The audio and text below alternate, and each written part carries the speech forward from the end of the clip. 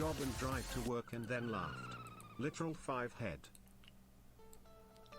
This is the US military's most powerful cannon, the electromagnetic railgun, which can shoot up to 100 nautical miles at Mach 7.5 and impacting the target at Mach 5, using only energy as its propellant. Mach 5. The high velocity This looks kind of interesting. Let me just eat this real fast, okay, chat? sea and air targets, purely from its kinetic energy, rather than with conventional explosive warheads. So what is a railgun?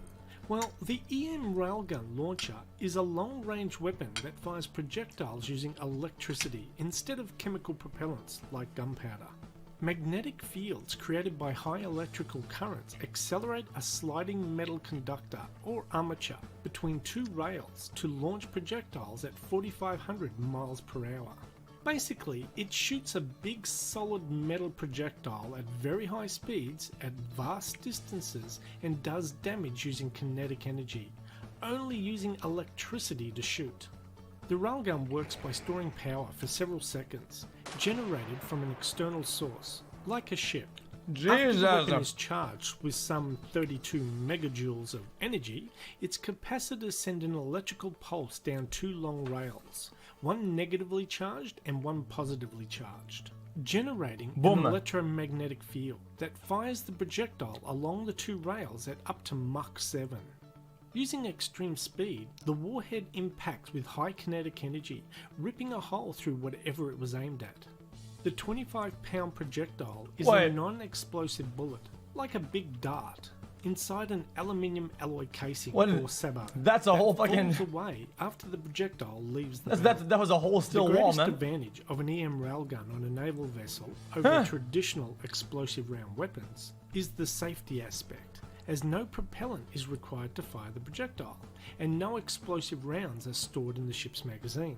Railguns have been around a long time in sci-fi TV shows and movies. The most recent I can think of is from the TV show The Expanse, where all the big military spaceships all use railguns, and in the 2009 movie Transformers 2, a naval vessel uses a railgun to shoot a transformer off the pyramid.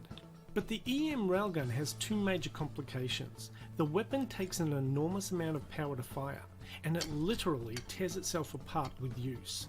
The railgun has already been in development and testing for over a decade, with total cost exceeding $500 million. In its current form, the railgun simply requires too much power for widespread use.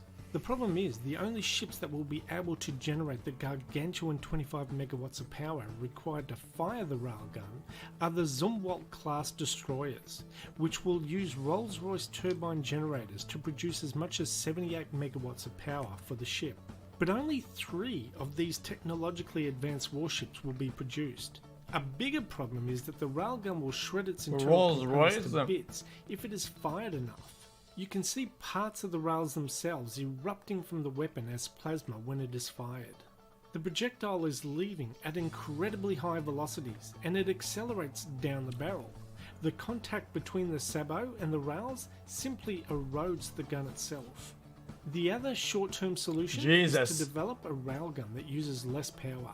An EM railgun that could fire a projectile at 2,500 miles per hour instead of 600 miles per hour and hit a target at 50 nautical miles instead of 100 nautical miles would still be incredibly useful, especially if the Navy could mount the weapon on existing warships.